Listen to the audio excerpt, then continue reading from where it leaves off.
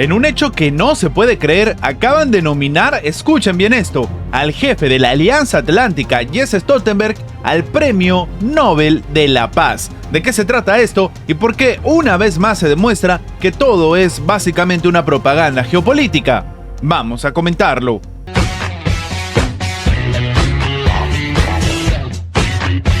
Desde Noruega llega una buena noticia, entre comillas, y es que el diputado Abid Raja del Partido Liberal acaba de nominar al secretario general de la Alianza Atlántica, Jens Stoltenberg, para el Premio Nobel de la Paz, según ellos dicen, por sus esfuerzos para detener el conflicto en Ucrania. Claro, llama la atención porque uno diría, oye, está muy bien, intentan detener un conflicto, pero la forma, sencillamente armando a Ucrania hasta los dientes y alargando un conflicto ya a más de 2 años. En este sentido, lo que a cualquier analista serio ha sido básicamente una agenda completamente de guerra, una agenda de empezar a pedirle a los países de la OTAN que se armen hasta los dientes, que gasten todos sus recursos en armamento, que se unan nuevos países. Para ellos, aparentemente sería una agenda pacifista. Así como lo están escuchando. Fuera de Ucrania, el jefe de la Alianza Atlántica ha sido la fuerza más importante para la paz en el país. En este escenario, para argumentar, el político noruego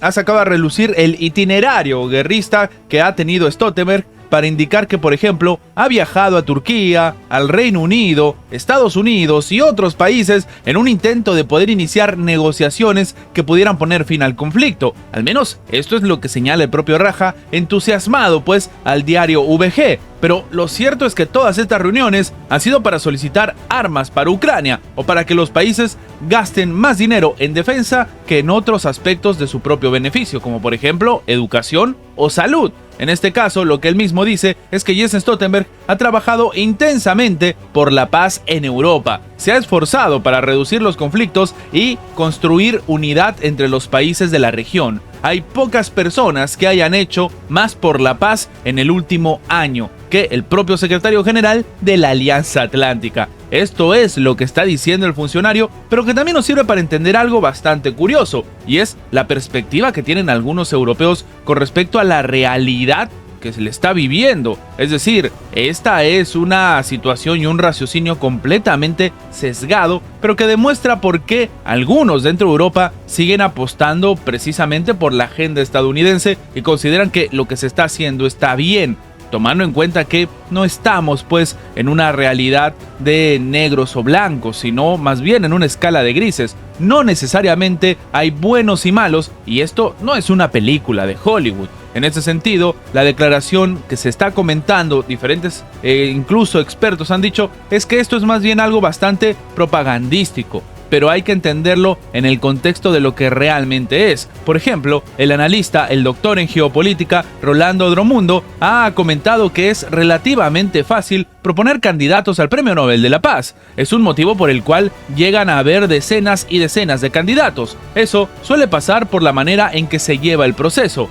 Esta cosa permite justamente que muchas organizaciones se permitan promover, entre comillas, a sus candidatos, según detalla el propio experto. Y claro, a fin de cuentas, entre todos los premios Nobel de la Paz es el que tiene justamente una característica mucho más política. Por eso se da el matiz que diferentes fuerzas y propuestas políticas son lanzadas sin que eso tenga que ver realmente con el tema de la paz. La Alianza Atlántica no persigue realmente la paz, sino, ellos mismos lo dicen, la seguridad en Europa, y no por gusto empiezan cada vez a detallar cuál es el rival a vencer. Antes era la Unión Soviética, después era Rusia y ahora es China. Pero, ¿qué opinan ustedes? ¿Realmente Jens Stoltenberg merece ser coronado con el Premio Nobel de la Paz?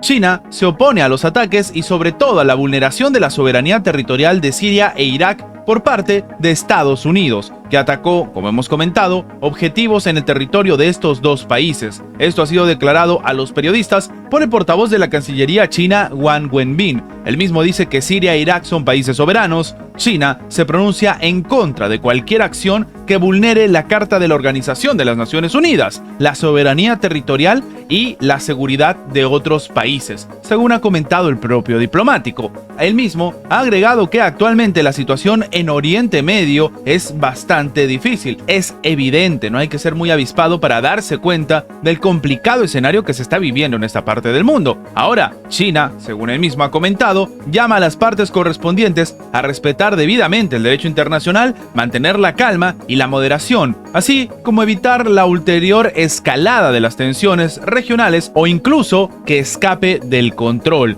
Llama la atención una participación tan directa del propio gobierno de Xi Jinping, sobre todo porque ahora estamos en un escenario donde no es solamente la administración de Benjamín Netanyahu contra el grupo palestino Hamas, sino Estados Unidos contra dos países de Oriente Medio. Claro, si esto no es una escalada en las tensiones, sencillamente nada lo es, sobre todo tomando en cuenta que en todo momento, por ejemplo, lo que decía Antony Blinken, secretario de Estado de Estados Unidos y básicamente la mano derecha de Joe Biden, es que ellos estaban intentando desescalar el escenario en la región, pero aparentemente lo que significa para ellos desescalar es atacar directamente a los objetivos y a diferentes países de Oriente Medio. Pero esta, como hemos dicho, no es la única crítica contra el gobierno de Joe Biden. En nuestra segunda nota debemos comentar que también ha salido al frente Rusia a condenar con firmeza los ataques estadounidenses. En este caso, a través de la propia portavoz de la Cancillería rusa, María Zaharova, se ha comentado que condenan enérgicamente este nuevo acto que ellos llaman como flagrante de agresión británico-estadounidense contra estados soberanos. Rusia está trabajando para lograr un examen urgente de esta situación en el Consejo de Seguridad de la Organización de las Naciones Unidas. Esto ha terminado remarcando Zaharova. Estos ataques, según ella dice, dieron un nuevo testimonio al mundo de la naturaleza agresiva de las políticas de Estados Unidos en Oriente Medio y el completo desprecio de las normas de derecho internacional por parte de Washington. Esto también es algo evidente. La administración rusa no se iba a quedar de brazos cruzados viendo este escenario y podrían evidentemente aprovechar para terminar arremetiendo contra Estados Unidos frente sobre todo a la comunidad internacional. En opinión de la diplomática, los ataques aéreos están orientados a un mayor agravamiento del conflicto, no a desescalarlo. Ahora, lo que llama la atención es este pronunciamiento coordinado, por así decirlo, tanto de la administración china como de la administración rusa en el mismo momento y de manera categórica, sobre todo porque si bien ambas administraciones han salido al frente en anteriores escenarios a comentar lo que está sucediendo, no lo han hecho con respecto a los diferentes ataques que ha estado ejecutando Estados Unidos, por ejemplo, en Yemen, y mucho menos han salido tan firmes a decir que este escenario debería desescalarse de alguna manera. La participación de Rusia en este caso también llama la atención porque previamente el grupo palestino Hamas estaba pidiendo que Rusia participe de manera activa en las negociaciones por la paz y sobre todo el intercambio de rehenes que se está viviendo en este momento entre Israel y Hamas y que sencillamente hasta ahora no tiene resultados. El portavoz del gobierno de Grecia, Pavlos Marinakis, ha anunciado que, ellos descartan esta información que se está diciendo de que el Estado supuestamente planea enviar a Ucrania los sistemas de misiles antiaéreos S-300 precisamente de fabricación rusa. De manera literal, él ha dicho que en ningún caso corresponde a la realidad. Lo refuta categóricamente. Esto afirmó el vocero contestando a la pregunta de los periodistas de si Atenas iba a llegar hasta ese nivel. El propio Marinakis ha subrayado que el gobierno no planea poner en peligro la protección del país, la política de defensa, porque básicamente entregar este tipo de armamento es quedarse sin nada para poder defenderse ellos mismos si el escenario así lo solicita. A finales de enero, el secretario de Estado Antony Blinken, en una carta al propio primer ministro de Grecia, Kyriakos Mitsotakis, le ha propuesto que Atenas entregue o le venda armas a Kiev. A cambio, prometió que Estados Unidos iba a estudiar una posibilidad de entregar a Grecia ayuda adicional de hasta $200 millones.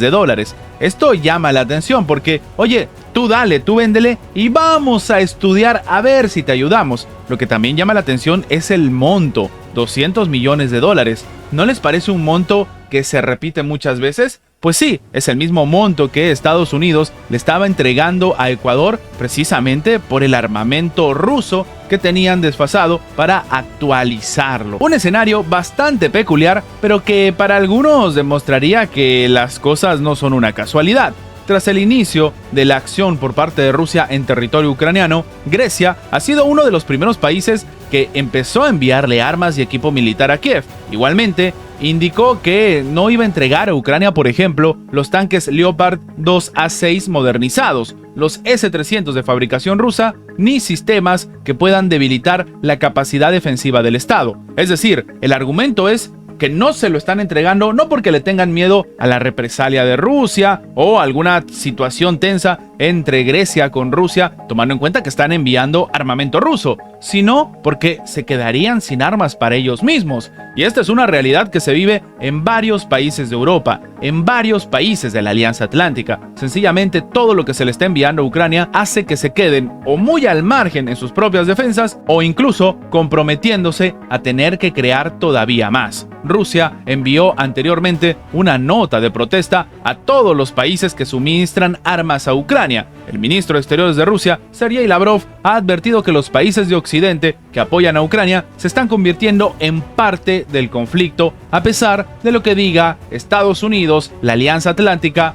u otros países de Occidente. Antes de terminar, los invitamos a que se hagan miembros del canal para que, además de tener acceso a la pestaña de comunidad donde publicamos muy a nuestro estilo las diferentes situaciones que suceden en la geopolítica actual con diferentes artículos y, como siempre, sin seguir ninguna agenda como hacen algunos medios tradicionales, también van a tener acceso previo a poder ver los videos antes de su publicación en las horas normales, en una forma de agradecerles a todos los que hacen posible el mantenimiento de este proyecto. De nuevo, por solamente $1.99 tienen estas ventajas en forma de agradecimiento por apoyar a mantener este proyecto. Sin más que agregar, nos vemos en la próxima.